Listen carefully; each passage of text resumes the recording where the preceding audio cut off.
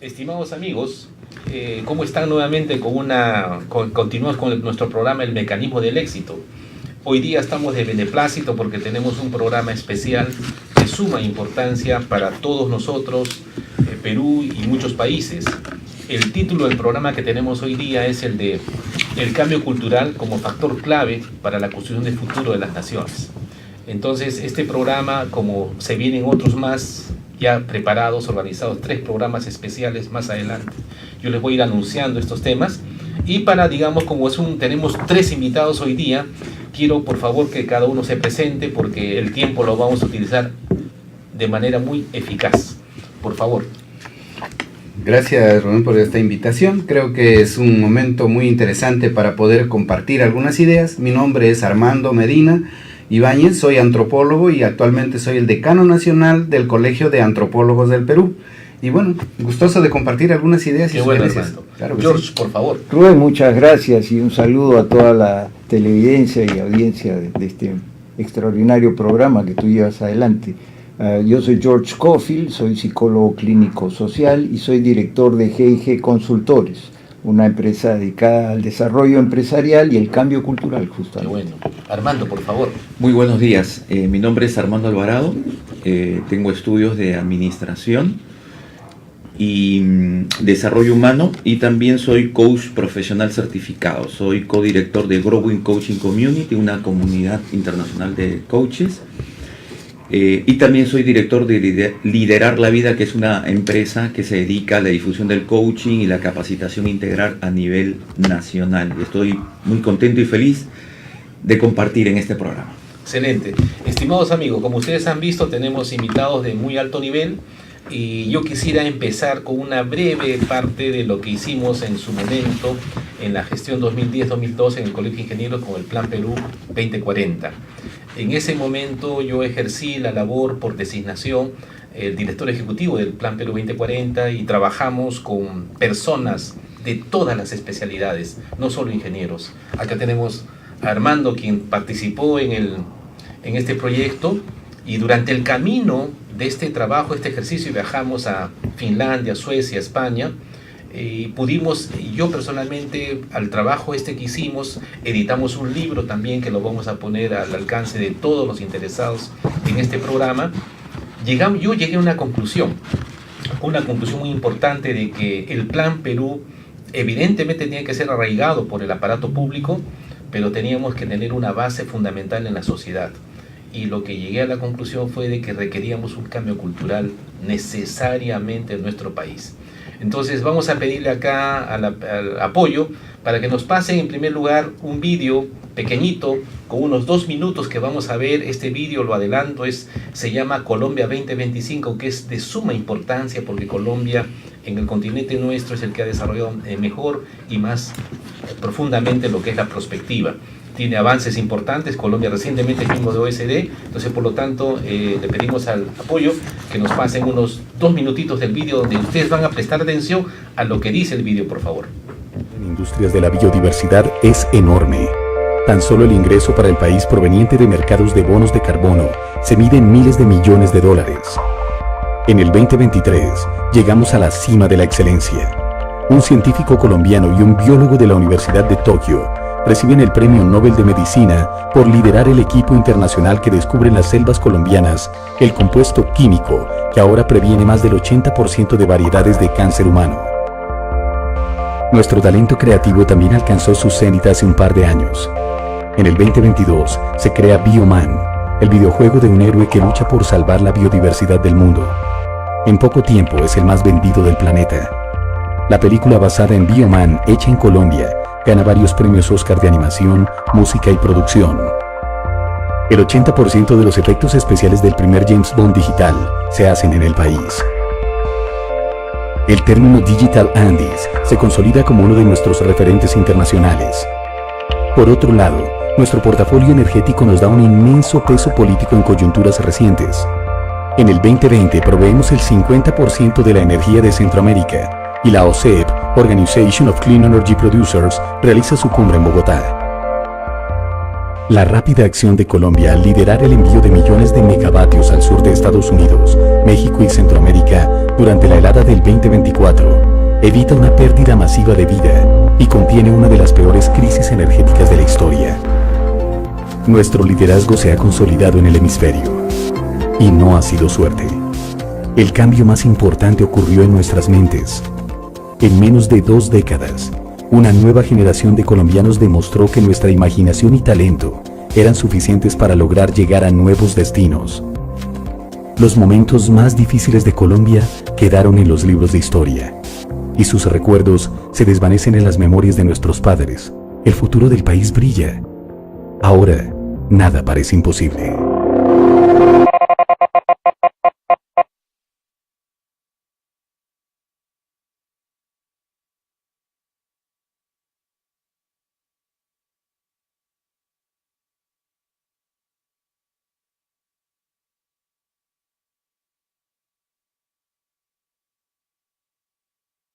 Bien, entonces vamos a ver una parte, unos 2 minutos de este vídeo que se llama Colombia 2025. ¿Es posible tener el audio también acá, amigo? Audio acá. Que escuchemos. Ya sé, pero queremos escuchar, pues. No se puede. Ya, ok. Yo lo voy a decir. Ya pasó el minuto 7:25. Ya pasaste. Ya, ok. Bueno, lamentablemente el audio no lo hemos escuchado nosotros, pero yo les voy a decir qué relata este vídeo. El vídeo Colombia 2025 es una línea en el tiempo que establece cómo Colombia, desde que el tema de las FARC, todo ese problema que ha tenido y que lo han ido en el tiempo mitigando poco a poco, ha sido declarado con Pablo Escobar, incluso, que nos lo dicen en el vídeo, se sabe muy bien que nació en Medellín, destrozó Medellín, destrozó Colombia, todas las estructuras, y sin embargo a lo largo del 2000, hace creo 3 años, Medellín fue declarada ciudad innovadora del mundo. Y dentro de este vídeo señala, alerta de tiempo, señala lo siguiente. Dice así: todos los cambios que se han logrado en Colombia no han sido cuestión de suerte. El cambio más importante que se ha dado en nuestras mentes. Ahí viene el tema, justamente lo que yo les comentaba, estimados amigos, de la necesidad de un cambio cultural, y yo lo percibí claramente en las personas que hemos trabajado en el Plan Perú 2040, que fácilmente llegamos a 1000 personas, básicamente, y todos a tu honor. Muy bien, entonces empecemos con el primer bloque. Entonces, en esta parte del primer bloque, yo quisiera pedirles, por favor, que digamos tú, George, nos puedas caracterizar la problemática respecto a la cultura en general en nuestro país. Por favor, y por supuesto Armando y los dos Armandos, qué casualidad, enriquecemos el comentario. ¿Sí? Por favor, George. definitivamente lo que tenemos al frente en este momento es una sociedad que, por decirlo menos, se siente incómoda con su forma de existir en este momento. Y especialmente en la ciudad de Lima podemos sentir esta incomodidad.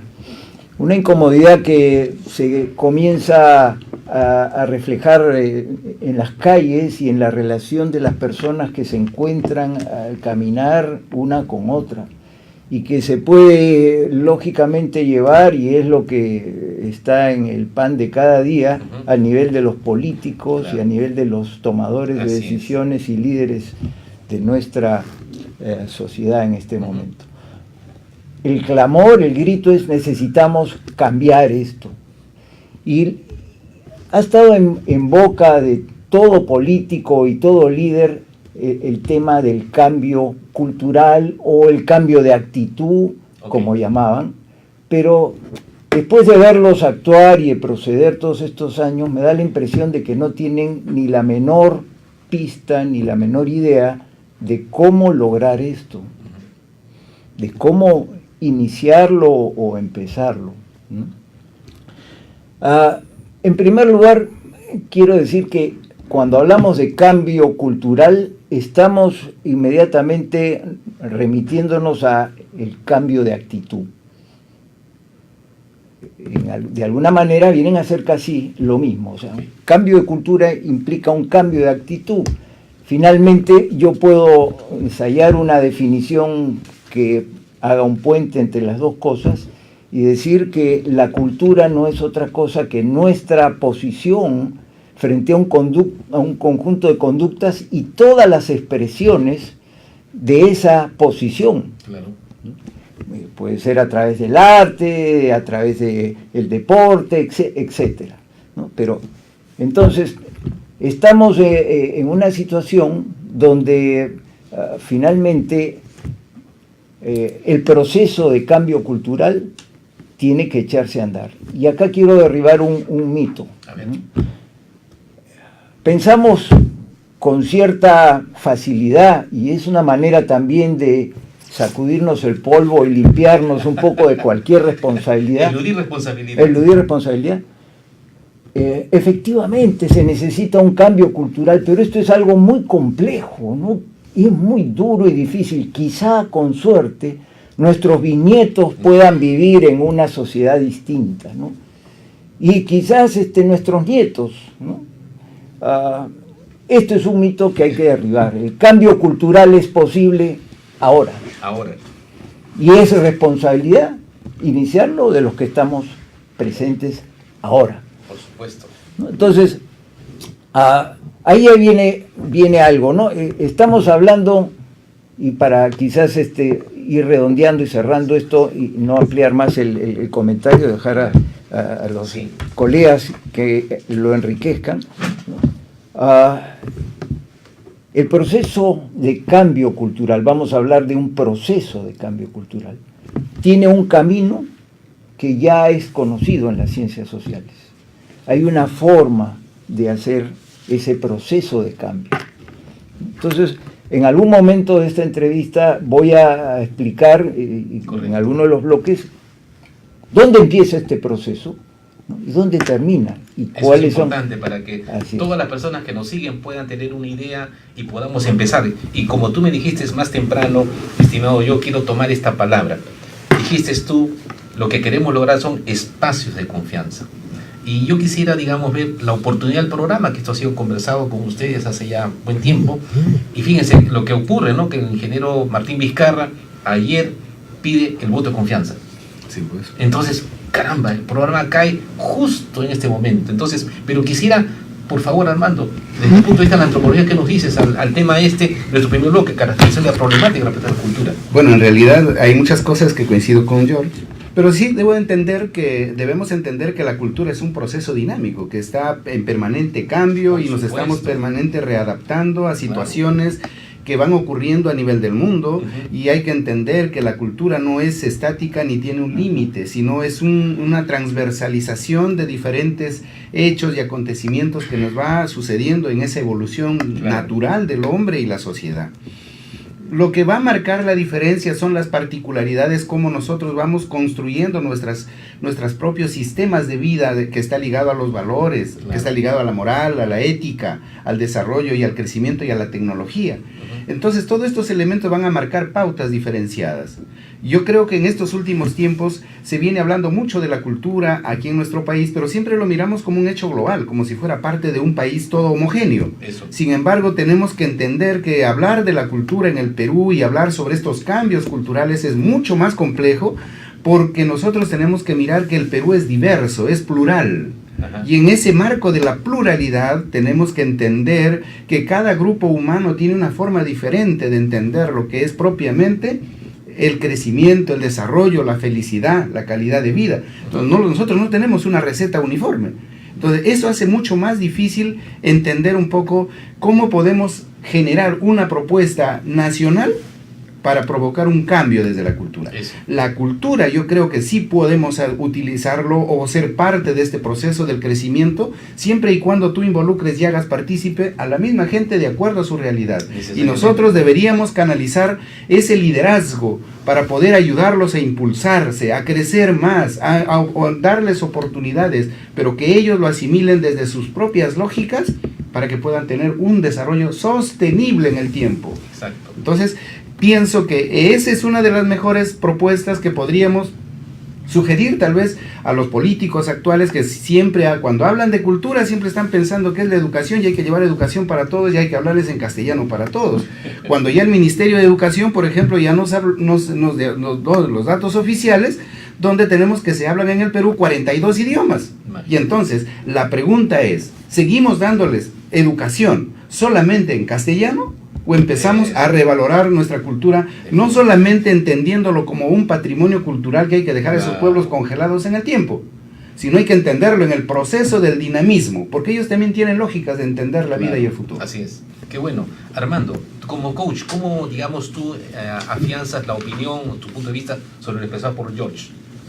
Sí, totalmente de acuerdo, ¿no?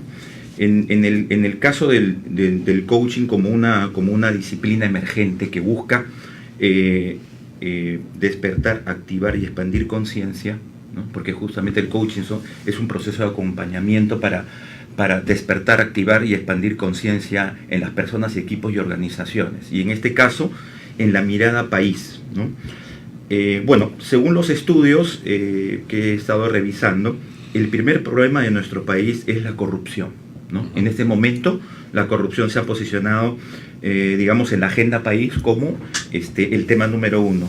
Segundo, tenemos el tema de la informalidad, o sea, esta informalidad galopante que vivimos en nuestro país, con el peruano de a pie, parroquiano, con las autoridades, claro, con el Estado, ¿no? Y el tercero es la incompetencia, y lo hemos visto también, por ejemplo, en el tema de los huaicos, ¿no? El niño o la niña costera, cómo los gobiernos regionales y gobiernos locales no respondieron a tiempo y de manera efectiva frente a esta problemática.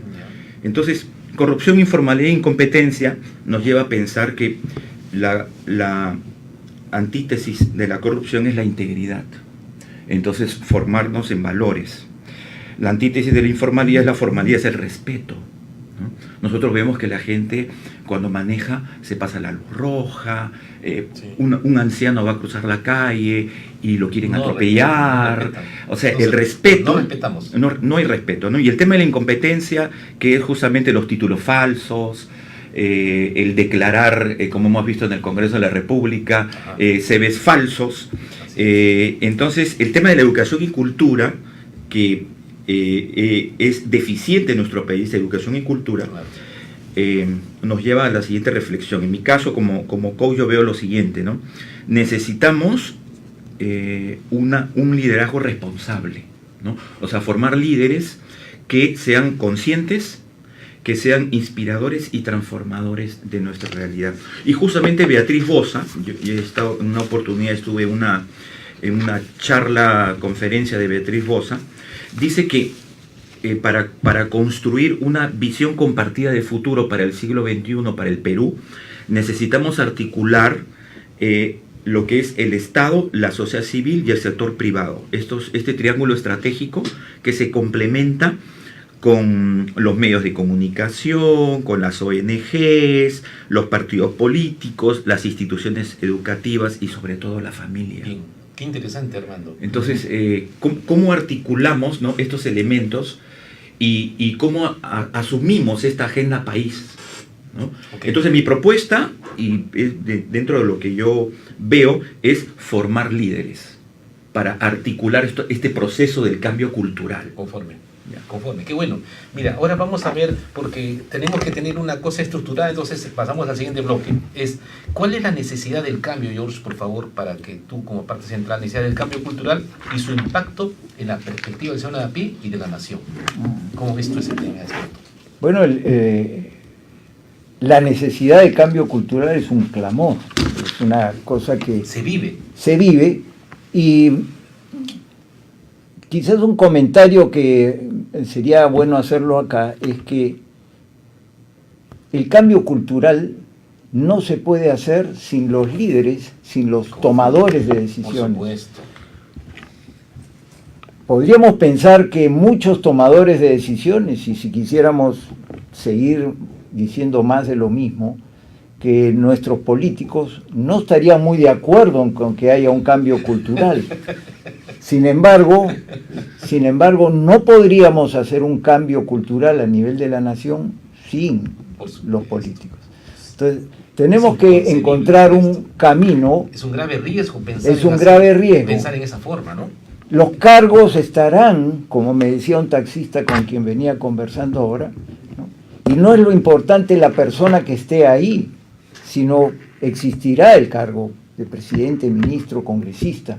Con quien esté en el momento en que nos toque, tenemos que trabajar. Así es. Entonces, en primer lugar decir eso, ¿no? Que no podemos generar estrategias ni podemos pensar en temas que no puedan llegar a ser efectivos. Y la efectividad está en la medida en que podamos llegar a los tomadores de decisiones. Okay. Resulta también paradójico que en la vida hasta el ciudadano de a pie es un tomador de decisiones. Por supuesto. Y tiene que tomar decisiones con respecto a su familia, con respecto a sí mismo. Entonces, ninguno de nosotros se puede eximir de esta responsabilidad. Había algo muy interesante que mencionaba Armando Coach, porque los dos son Armando. Entonces, sí, Armando Coach, Armando Antropólogo. Armando Antropólogo, como lo has mencionado tú en el WhatsApp. ¿no?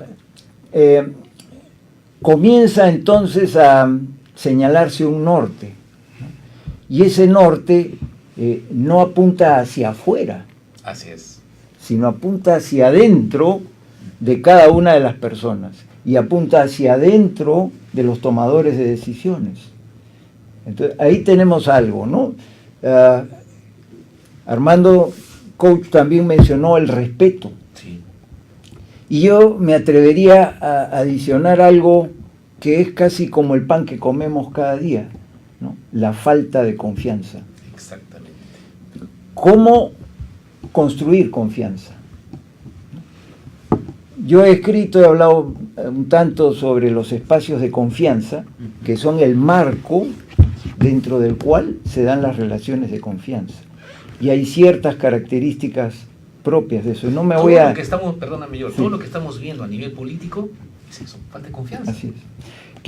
Nadie. Así es. Quizás si habláramos en términos de ranking, vende más a nivel de medios la corrupción, pero no podemos negar que debajo de eso, detrás de eso, está la desconfianza. Así es. ¿No? Y es una situación que rebalsa a los que están en la cúpula del poder y comienza a llegar hasta cada uno de nosotros, ¿no? Si vamos a tomar un taxi, si vamos a cruzar la calle, la luz está en roja, pero antes de cruzar la calle aguantamos un rato, por si acaso no vaya a ser que haya alguno que nos pueda atropellar, pero ya está en rojo hace un rato, pero no cruzas. No cruzas, pues. Tienes temor, hay desconfianza, tienes desconfianza cuando se te acerca un policía al carro, o si tienes una necesidad y ves un policía o un serenazgo, de pronto dices, ¿lo llamo o no lo llamo? Pero necesito ayuda, pero entonces la desconfianza se ha filtrado hasta unos niveles increíbles, ¿no? Claro. Y entonces ahí es donde nuevamente retomo y hago este vínculo entre lo que vendría a ser la necesidad de cambio cultural a nivel de digamos amplio y el ciudadano, ¿no? Los tomadores de decisiones a niveles altos y en general a los distintos niveles, ¿no? Son actores importantes de esto. Tendremos que elaborar estrategias y caminos para llegar a ellos, abrir nuevas puertas distintas a las que hasta ahora se han planteado. Y por otro lado, tenemos que empezar a pensar de que el problema no está en otro, el problema está en mí. Si yo me puedo parar frente al espejo y decir, soy digno de confianza, ¿puede un padre de familia pararse ante el espejo y decir, soy digno de confianza? ¿O es que los estudios que está teniendo mi hijo afuera fueron producto de una coimita que por ahí me agarré porque quiero hacer el bien, porque no soy malo? Claro. ¿No? Y si yo puedo decirle a uno de mis hijos, oye, levántate, tienes que ir a la universidad o tienes que ir a trabajar, cuando yo mismo soy tan impuntual cuando llego a mi propio trabajo. Claro. ¿No? O decir, respétame. ¿No? Cuando yo en el trabajo con las personas que están a mi cargo no tengo el menor respeto. No hay coherencia. La coherencia entre lo que se dice y lo que se hace y la mirada hacia adentro de cada uno es un norte que debemos empezar a señalar. No está el problema afuera de ningún contexto, desde el más amplio mundial, está adentro. Correcto. ¿Cómo somos nosotros? ¿Qué hacemos? Y ahí entraremos entonces a hablar de las conductas. Perfecto. Que será el próximo bloque. Ahora, Armando, desde el punto de vista de la antropología, ¿qué nos dices al respecto de esas opiniones? Hay algunas cosas que pienso que debemos entender que, si bien es cierto, las conductas son individuales, pero hay que entender que el hombre es un ser social por naturaleza. Definitivamente nosotros aprendemos de nuestro entorno todas estas situaciones que a veces no nos llevan a buenos términos, como ahora estamos viendo el tema corrupción. No es que la corrupción haya sido pues una cuestión genética o de la noche a la mañana la cuestión cae, sino que esto, bueno, hemos visto algunos trabajos como el que me mostrabas, el de Quirós, la historia de la corrupción y otros trabajos que han hecho, donde hay una serie de evidencias que la corrupción pues ha estado plagada pues desde muchas épocas atrás, incluso Quirós hace desde la colonia en adelante, hace un corte, y entonces entender que la corrupción nos ha venido sesgando y socavando lentamente y desde las bases de nuestras organizaciones. Por eso es que incluso vamos a ver que debilita al Estado y se enquista ahí. Por eso, entender la corrupción no es solamente cambiar al presidente, al congresista o al jefe o al director, sino es entender que la sociedad misma debe de producirse un cambio profundo. Para eso yo creo que desde la psicología social, más desde la antropología psicológica, podemos articular una serie de mecanismos y estrategias para que se modifique realmente esos cambios estructurales de la sociedad. Excelente, Armando. ¿No? Qué importante, mira, Armando, lo que acabas de decir es justamente la idea. El programa especial que tenemos, la idea es que aun cuando en el programa mismo que tenemos de tiempo 1 hora no logremos, pero sí acordemos los 4 en establecer esos pasos que podamos lograr. Adelante. Yo creo que ese es el aporte que podemos hacer a la sociedad desde los diferentes espacios donde nos encontremos. Ahora, el tema corrupción no es de exclusividad de una o tal o cual profesión. No. Esto es multisectorial, transversal por todo el accionar humano, porque finalmente todos tenemos que contribuir, porque la sociedad y el ser humano es eso, es una integralidad de hechos, de acontecimientos y de una serie de percepciones que tenemos sobre la vida y el mundo que nos toca vivir.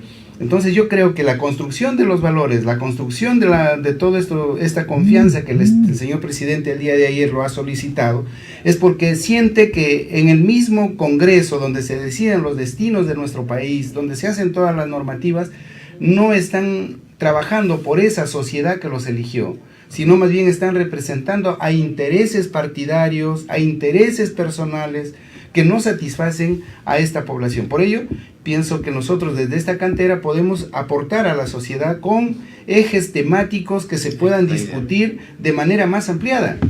Porque nosotros somos técnicos, somos profesionales, nosotros no estamos apuntando hacia un cargo político. Por supuesto. Entonces, desde esa perspectiva, creo que podemos hacer una muy buena cantera desde la sociedad civil para poder llevar algunos elementos para el debate nacional. ¿Qué opinas, Armando? Armando el coach. Sí, bueno, recordar la concepción platónica y aristotélica de la política, que es la polisteia, la conducción de la polis, de las ciudades-estado, ¿no? Entonces, no hay que circunscribirnos especialmente en el paradigma político como ha decaído en nuestra época, ¿no? Sino que desde cualquier trinchera o cualquier espacio, nosotros podemos ejercer justamente el mecanismo del éxito. Así es, nuestra ciudadanía, ¿no?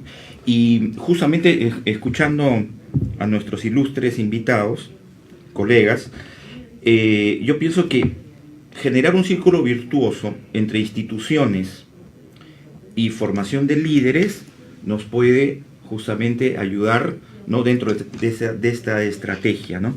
Y quiero mencionar como ejemplo, en este carácter transversal, un estudio de Jorge Yamamoto de la Universidad Católica, que es un investigador social, ¿no? Entonces, él ha hecho un estudio sobre la felicidad en el Perú. Caramba. Entonces él dice que Huancayo es la ciudad más feliz del Perú porque, bueno, ahí la gente celebra, tiene un mes de celebración, ¿no? Pero también ha encontrado lo que él llama el triángulo del mal. ¿Ya? ¿Cuál es ese triángulo, estimado? Sí, bueno, yo le denomino la cultura de la incultura, porque cuando aprendemos malos hábitos, tenemos creencias erróneas, equivocadas.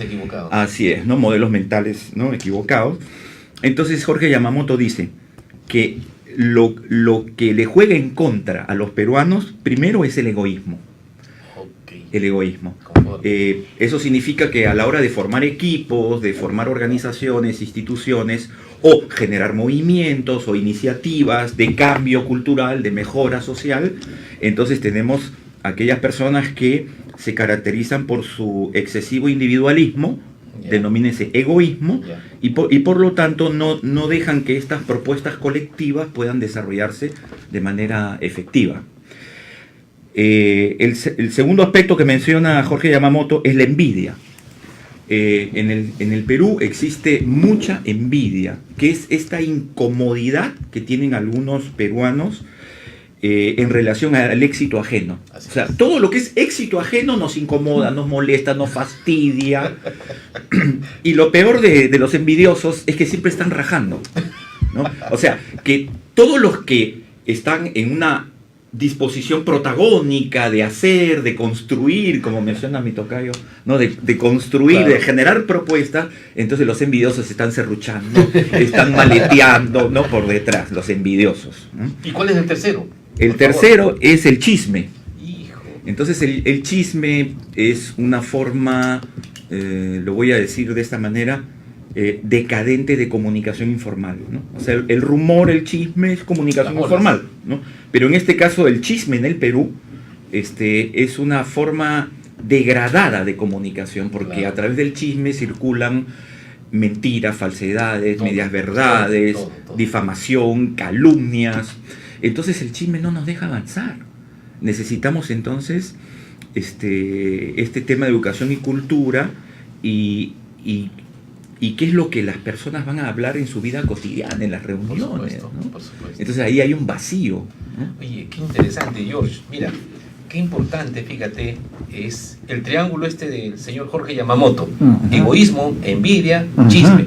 Por supuesto que entonces eso no hace más sino ratificar el cambio cultural. Así es, la necesidad no, espera, George, para cerrar bien, ¿cuál es entonces la estrategia que debemos aplicar para alcanzar ese cambio cultural en nuestro país? Difícil pregunta, porque finalmente es pedirle quizás a un solo hombre demasiado, pero vamos a tratar somos de... cuatro. Ok, y vamos a solucionar el problema. Pues definitivamente si no se empieza con fe, pues no se puede arrancar nada, ¿no? Y así como escuchaba con mucha atención y valorando lo que dice Armando, antropólogo acá, que finalmente pues este elemento grupal de una comunidad que piensa, que crea, que genera productos es fundamental. Escucho a Armando, coach, que finalmente me dice, habla sobre el ego, el chisme, sí, y la envidia, y entonces me doy cuenta que esas son características de una persona. por supuesto. Es que cada uno de nosotros somos individuos absolutamente diferenciados y diferentes, irrepetibles, digámoslo así, ¿no?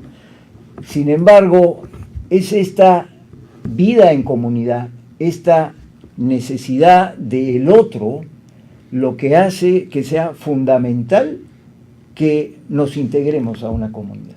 Entonces, el individuo puede ser capaz de asociarse, puede ser capaz de generar un efecto multiplicador de su forma de existir, de vivir. Entonces, los líderes y los líderes políticos que hemos visto muchas veces son oradores, una persona que sabe utilizar los medios para lograr un efecto magnificador, Nos sube. extraordinario Nos hace volar. de su pensamiento, Claro. de su forma de llegar.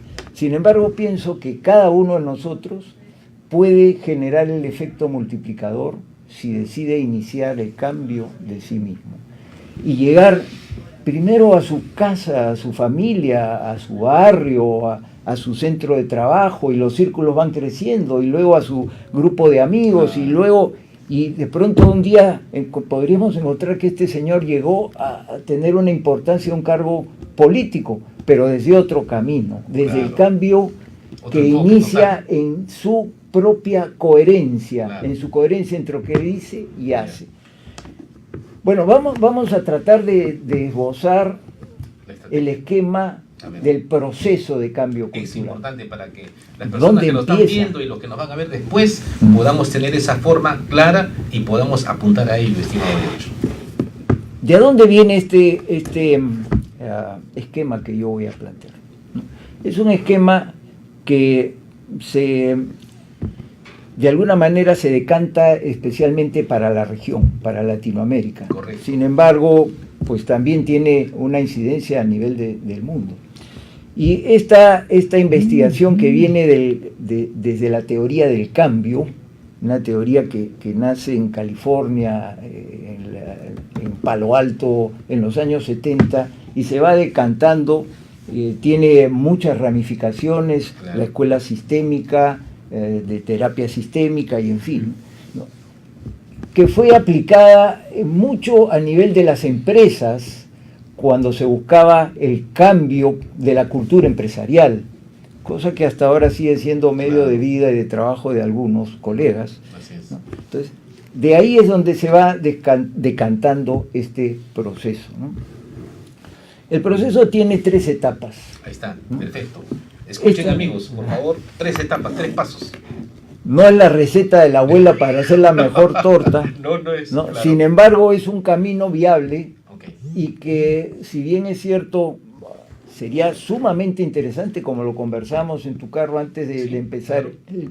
el programa, que los tomadores de decisiones, quienes vean esto, no solamente crean por un acto de fe, Así es. sino que crean por un convencimiento de resultados y conveniencias, una prueba piloto, un proyecto Exactamente. piloto, Es la idea, Armando. ¿Ah? Así es. que Puede puede ser el Colegio Nacional de Antropólogos. Por supuesto, ya desde el Colegio de Antropólogos hemos venido haciendo algunas propuestas Qué bueno. desde las regiones principalmente para ver que se respeten esos cambios, pero siempre nosotros apuntamos que el cambio debe surgir desde abajo, o sea, desde Por las supuesto. comunidades, desde las Así organizaciones, porque cada quien tiene una particularidad muy diferente. Ve usted, el compañero nos dice que en Huancayo tenemos la ciudad más alegre, Más feliz. más feliz, Más feliz. tenemos la concepción de que las poblaciones quechuas son emprendedores, que ahí lo tenemos a Gamarra, tenemos Claro. Unicachi, Puno, toda esa claro, región, sí. tenemos la gente de la Amazonía, etcétera. Entonces tenemos tenemos una diversidad de pueblos. Así es. Entonces, el éxito y el cambio yo creo que sí tiene que seguir procesos, pero esos procesos deben partir de los contextos macrorregionales, de los contextos más locales, y desde allí nosotros generar e impulsar el liderazgo, sí, pero el liderazgo que responda a esas realidades. Porque la gente que debe producir el cambio, yo creo que deben ser, como muy bien dice George, ellos mismos. El cambio no la vamos a llevar nosotros de Lima para allá, sino surge desde la misma población. George, pero por favor, tenemos mucha expectativa en escuchar los pasos que nos vas a decir, por favor. Bueno, el proceso empieza en un cambio conductual. ¿Qué quiere decir esto, no? Las conductas son de alguna manera visualizadas por cualquiera, son objetivas en el sentido de que no están por definición operacional, digamos así. Voy a ser un poco técnico en esto, después voy a aligerar el lenguaje. Necesitamos definiciones operacionales que hagan que las conductas sean objetivables al máximo. Objetivables en la medida en que si yo levanto la mano, ¿no? Todos los que estamos acá estamos de acuerdo que la conducta fue mover mi brazo y levantarlo hasta acá. Así es. Ahí no hay ninguna subjetividad. No hay duda. Entonces, hay conductas que se pueden definir si definimos, por ejemplo, el respeto, y hablamos entonces del respeto del tiempo. Así es. El respeto del tiempo en nuestras citas, a cómo llegamos. Y comenzamos a hacer una serie de definiciones referidas a conductas perfectamente objetivables. Claro. Podremos decir si un individuo las está cumpliendo o no, si un grupo las cumple o no. Eso. Bien definidas las conductas del cambio, que tendremos que escogerlas si no son excesivas, eso, son números. Y por ejemplo el trabajo que he tenido en el área del transporte, ¿no? Por ejemplo, cuando la Sutran me convoca para hacer brevemente voy a hacer un comentario, una consultoría, y me dicen, mire, acá tenemos una alta incidencia de siniestralidad, ¿no? Y dentro de las compañías que están rankeadas como las que tienen esta más alta incidencia tenemos a esta. Hemos decidido, totalmente peligrosas. Claro. Entonces hemos decidido cerrarlas, pero antes queremos darles una oportunidad, la oportunidad de que cambien totalmente. Bueno. Entonces queremos que usted les hable como última oportunidad. La última opción. La última opción, ¿no? Para ver si los cerramos o no. Finalmente llego a este lugar y comenzamos a descubrir cuáles eran las conductas que estaban generando los accidentes. Se descubrieron cosas muy sorprendentes, ¿no? Después de el diablo en maldad venían los choferes, ¿no? Entonces estaban totalmente satanizados, ¿no? Porque el chofer era borracho, incumplido, desatento, totalmente incapaz de cumplir con su labor. Y de pronto, a medida que yo voy investigando más, comienzo a tocar un terrenito que se llama las condiciones de trabajo en las que trabajaban esos conductores. Claro. No me reuní con el presidente de la compañía, ni me reuní con el gerente de operaciones, ¿no? La Sutran me permitió reunirme primero con los choferes. Primero, hijo, con los diablos. Con los demonios mismos. Claro, los demonios mismos. Entonces finalmente escuchando, hay que exorcizarlos. ¿A qué me traen? ¿No? Deberían llamar a un cura, ¿no? Entonces, de pronto comienzo a darme cuenta, ¿no? Que la línea entre ángel y demonio era bastante tenue en este caso.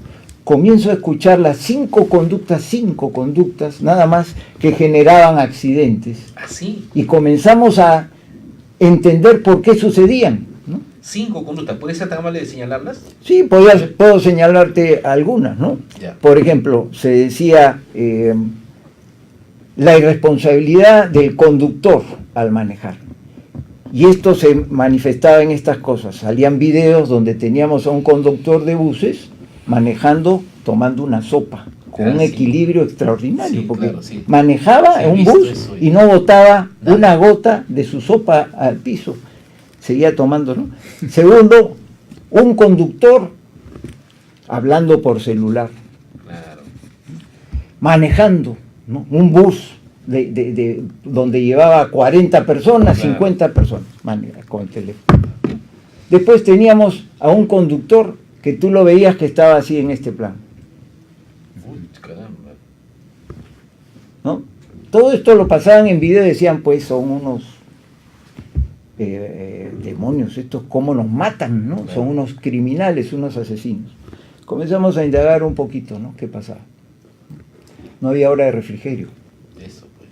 No hay baños. No había hora de refrigerio, y si bien la ley dice que ningún chofer en un día, ¿no?, tomando descansos, puede manejar más de 9 horas de la siguiente manera: 5 horas durante el día, con un descanso prolongado a la mitad del día, y podría iniciar al final del día 4 horas de manejo nada más. Excelente. Caso extremo. Sin embargo, lo que teníamos eran choferes que llegaban a un sitio, se bajaban de un bus, se subían a otro bus. Pues imagínate, ¿no? ¿A qué horas almuerza usted, señor? No hay hora de almuerzo, yo tengo que almorzar en la ruta, ¿no? Y esto es una exigencia que usted se impone, no es la exigencia de la compañía, porque yo bajo del bus y me dicen que inmediatamente suba a la otra unidad y arranque, ¿no? Y dígame usted, ¿cuándo vea usted a su familia? Porque si usted está viajando de noche, de día, sí, pues yo tengo unos hijos y unas hijas y una esposa. ¿Cómo es? Me llaman por teléfono, pues al celular. Entonces tengo que contestarle porque hace 2 días que no sé y tengo una esposa enferma o una hija que me está pidiendo que pague la universidad y no tengo. Entonces comenzamos a ver que las condiciones de trabajo, ¿no?, y la falta de coherencia no venía de estos conductores, Si no, mayormente, sino una parte podría hacerlo, Claro. pero no totalmente, ¿no? perfecto. ¿Qué pasaba con estos conductores? No se cumplían las 5 horas de manejo. Claro. ¿Cuántas horas viene usted manejando, señor? No estábamos frente a ningún micro, ninguna autoridad, éramos Claro. simplemente todos conductores y yo. Claro. Mire, yo manejo, le voy a decir honestamente, 10 a 12 horas cada día, y después descanso 2 horas y me vuelvo a subir otro bus si puedo. George, mira, acá vamos a parar esto porque va a ser motivo de otra discusión, pero por favor, nos has dicho que el primer paso es el cambio conductual. Exacto. ¿Cuál es el siguiente 2 pasos más que tú has Brevemente, anunciado? para no Claro, abusar porque tenemos que ver del la espacio. participación y tenemos que cerrar con un tema fundamental. De acuerdo, rápidamente. Una vez que las conductas están bien definidas y comenzamos a comprobar que esas conductas se cumplen, Claro. definitivamente entra otro actor importante, que son los medios de comunicación.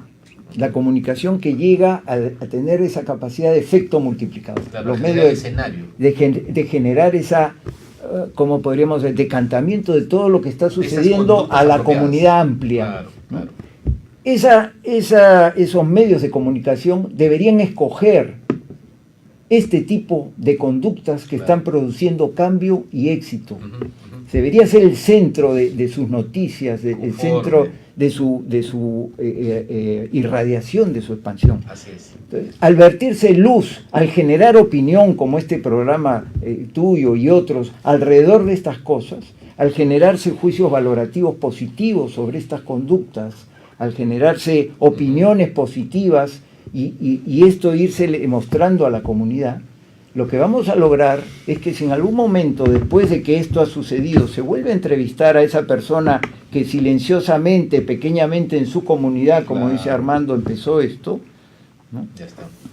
lo van a entrevistar ya en un programa importante como este, lo traen y finalmente dice, ¿y usted qué piensa y qué nos puede decir sobre estas conductas? Claro. Bueno, yo estoy plenamente identificado con estas conductas y se las recomiendo a todas las otras Entonces, personas. ese sería el tercer paso que estás señalando. Así es. Cambio conductual, primer nivel. Conforme. Generación de Opinión. opiniones y Respaldo masivo. hacia valorativas reconocer positivas eso. Así es. a estas conductas. Y el tercer paso es la identificación, llamémosle en el buen sentido la apropiación de estas conductas Así como es. mías, y finalmente el sentir mi posición frente a estas que yo se las recomiendo a todos los Perfecto. demás. En ese momento logramos el cambio cultural. Perfecto. Mientras estas conductas sigan recibiendo esa luz, ese impacto de opiniones y valoraciones positivas, se mantendrán en Correcto. pie y el cambio cultural se mantendrá. Gracias, George. ¿Qué nos dices, Armando, antropólogo, sobre esos Sí, 3 pasos que cómo lo ves? Hay cosas importantes y coincido en algunos puntos, pero yo vuelvo a incidir. Este es un tema cultural Así es. netamente. Netamente. ¿Por qué? supuesto. Voy a partir de algo muy simple. El tema de la comunicación me parece fundamental. Quien no comunica bien, quien no Así comunica es. adecuadamente y como debe de ser, no vas a poder lograr Así es. un verdadero cambio. Claro. Y ahora, la forma de comunicar, tenemos varias formas de comunicarnos. Uno es, por ejemplo, a través de los medios de comunicación, pero también el cómo comunicamos, que es, por ejemplo, a través de esa construcción permanente de símbolos, de representaciones, Exactamente. de Íconos. íconos, los referentes. Así En es, los estos tiempos, nuestra sociedad adolece de íconos referentes. Tenemos que tener como referentes a futbolistas, a narcotraficantes, delincuentes, que son referentes porque han hecho de la maldad, y de ahí de repente están entre esos diablos también, los demonios. No, los demonios, no, pero son tan perfectos que los tenemos a ellos como referentes. Así es. Entonces ya no tenemos o estamos muy, muy escasos de esos referentes que nos guían la vida misma. Entonces yo creo que esa función mítica que el ser humano y la sociedad necesita para poder construir estos íconos referenciales, creo que debemos empezar a trabajarlo a través de los líderes, Qué bueno. pero que esos líderes encarnen pues los valores y todos esos principios que deben impulsar un verdadero cambio de la sociedad, de los individuos, de las familias. Yo pienso que uno de los grandes cambios que puede ayudar a nuestro país es que desde los sistemas educativos y sobre todo que se modifiquen los cambios estructurales de nuestra sociedad, debería apuntar a la solidificación de las familias bajo esos principios de los valores que nos impulsen a ser mejores ciudadanos. Entonces, cuando a veces nosotros hablamos de las sociedades míticas, o a veces pensamos que estamos hablando pues de un cuento de hadas, y no se trata de eso. Nosotros permanentemente estamos recreando mitos que nos ayudan a construir un imaginario de lo que quisiéramos alcanzar en la vida, de lo que quisiéramos ser en la vida. Y esos principios míticos son los que van generando, como decía Ernest Cassirer, esos principios míticos simbólicos son como el oxígeno que están en la sociedad y que nosotros los vamos respirando en el día a día.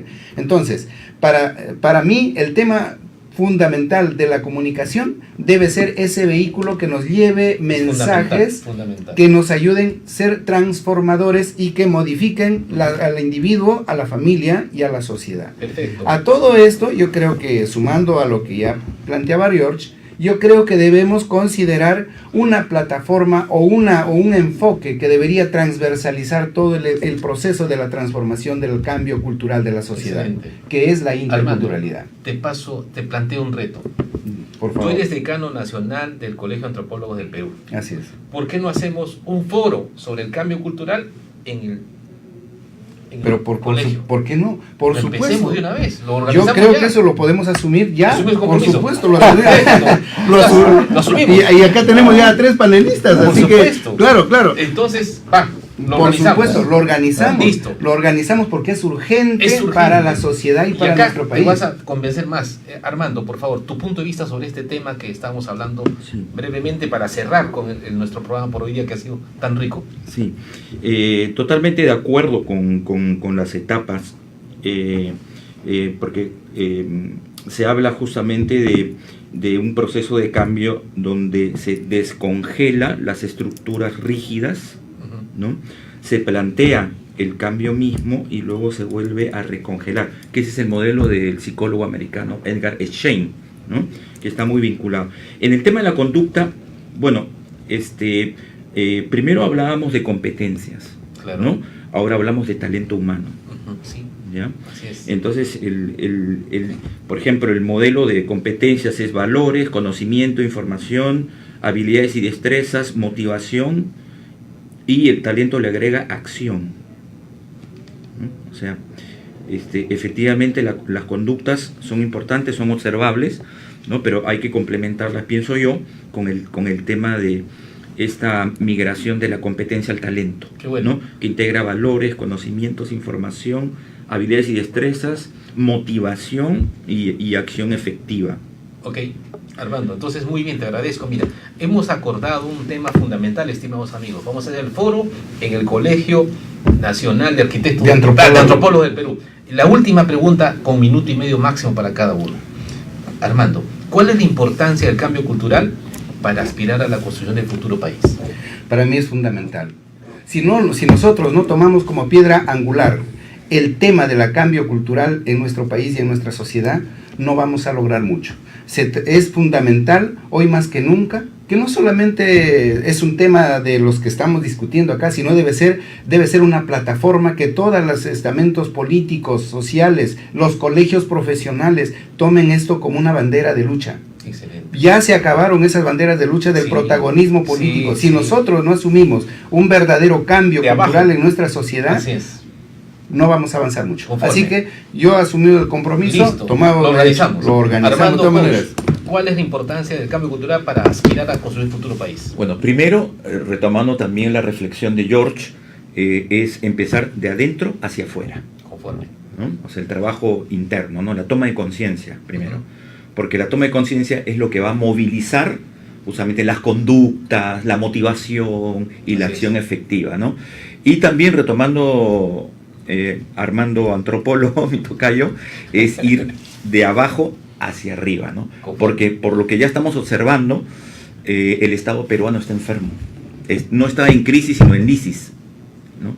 Y no podemos dar o enfocar toda nuestra esperanza en ellos, ni tampoco lo vamos a esperar décadas, claro, o centenios o milenios para que puedan gestionar el cambio, de ninguna manera. Entonces tenemos que ir de abajo hacia arriba. Qué bueno. Y me reafirmo en la idea de formar líderes, y justamente yo me dedico a eso, la formación de líderes. Esa es mi humilde contribución, ¿no? Y fortalecer instituciones. Listo. George, ¿cuál es tu punto de vista, por favor, sobre el tema para cerrar el programa de hoy? Si habláramos y si llegamos al oído, como estoy seguro, de la gente que toma decisiones, los políticos, yo les diría que se atrevan a ser realmente, atrevidos, que realmente se arriesguen más de lo que están arriesgándose. Realmente es poco lo que se arriesgan, siempre andan sobre algo muy seguro.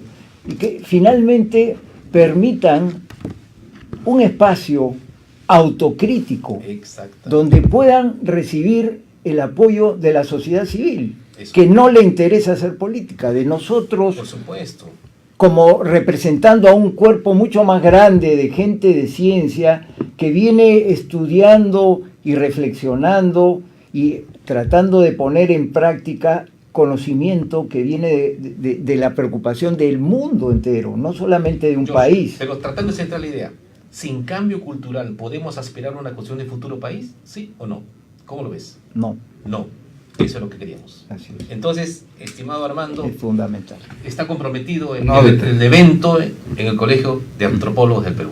Así es. Y yo creo también que hay que comprometer al programa, a tu persona y a los amigos. De antemano. Y hay que hacer yo creo que podríamos generar un colectivo donde lo podemos impulsar, ¿no? O sea, no solamente que sea de los antropólogos, que podemos liderarlo. Lo sumamos a los demás y hacemos una convocatoria ampliada.